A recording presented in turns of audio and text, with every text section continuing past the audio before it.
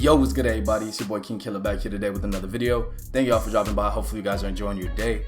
So in today's video, man, I heard a lot of people have been struggling with their shot. Like a lot of people, even sharpshooters who are supposed to have the best shooting ratings in the game, have been breaking wide open shots. And this has a lot of people worried. You know, a lot of people are saying to themselves, like, did I make a bad build this year? You know, I can't shoot, I'm missing wide open shots, what's going on? But don't worry, you're not alone. It's just like this for everybody at the beginning of the game. And I'm not even gonna lie, I was one of those people too, because in a my career game, I went 1 for 23. And after the game, I was thinking like, damn, did I really just spend $50 on a build that can't shoot, that can't do what it was supposed to do? But now, don't worry, I went ahead, I messed around with some settings, I went ahead, tried some different things out, and now I'm shooting way better from the field. No more 1 of 23 games, no more none of that stuff. So yeah, so I'm about to go ahead and give y'all 7 tips to help improve your shooting, and hopefully y'all enjoy the video. Hopefully this helps you out. So without further ado, let's get into it.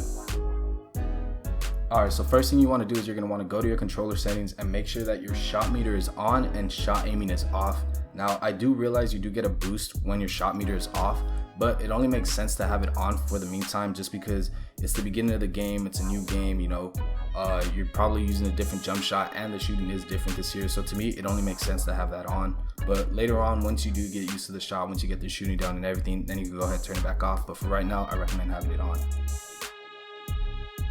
Alright, moving on to number 2 is going to be lowering the difficulty to the lowest one possible, which is going to be Pro.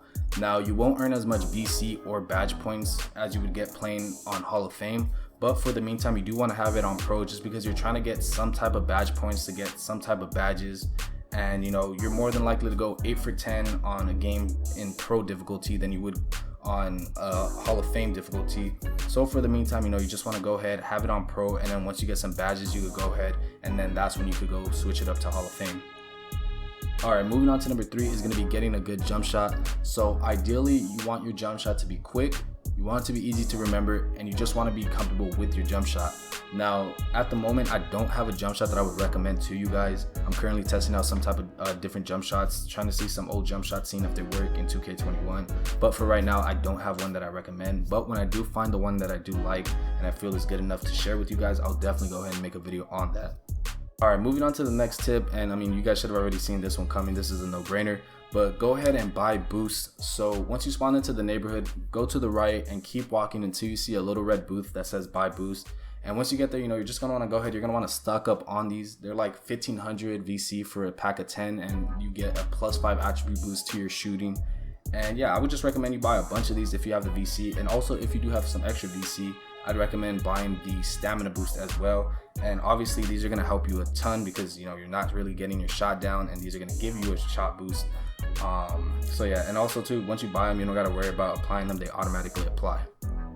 Alright, moving on to the next one is going to be getting your badges. Now, obviously badges play a huge role in how good you're going to be shooting, and earlier in the video I mentioned that I went 1 of 23 from the field in a my career game. Not the next game, but the next game after that, I finally unlocked my first shooting badge, which was catch and shoot. I went ahead and I applied it to catch and shoot, and I didn't really think it was going to make a difference because it's just a bronze badge, but believe me when I tell you, it made so much of a difference. You could tell that I was shooting better from the field once I got that badge unlocked. And this is why I tell you, you want to go ahead and you want to put your difficulty on the lowest one, just because you could go ahead, you could get badge points, and then obviously from that you could go ahead and unlock some badges. Because believe me when I tell you, having 1 bronze badge is better than having no badges at all. Alright, so the next one's going to be running around to get open. Now, I actually do this. This is how I score a lot of my points actually. So what I like to do is I like to go ahead and I like to pass the ball to the top of the key, and then I'll go ahead, run down into the paint, you know, just run around a little bit, and then I'll come back up and I'll start calling for the ball. And since I have catch and shoot on bronze, this actually does help me out a lot too. So that's why I kind of recommend for you to get catch and shoot on bronze. That should be the first badge you should get, in my opinion. But yeah, so I'll usually go ahead and do that, and once I call for the ball, I'll be open. And for whatever reason, if the CPU is playing really good defense, then I'll just go ahead, kick it back out, and I'll do the same thing. Then I'll kick it to the top of the key again, run down in the paint, and then come back up, and I'll just keep doing that until I'm open. Alright, and the last tip I have for you guys is going to be don't force up shots. So if, for example, you're 0 of 5 from the field in a my career game, The next couple shots you take should not be jump shots. You should try to go ahead, get into the paint, try to get a layup, try to get a dunk.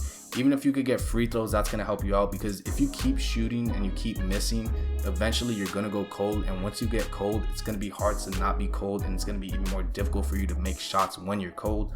So yeah, so if I were you, just go ahead. If shots aren't falling for you, go ahead and get an easy layup, easy dunk, easy free throws, something like that, just so it can help you guys out and you guys don't go cold.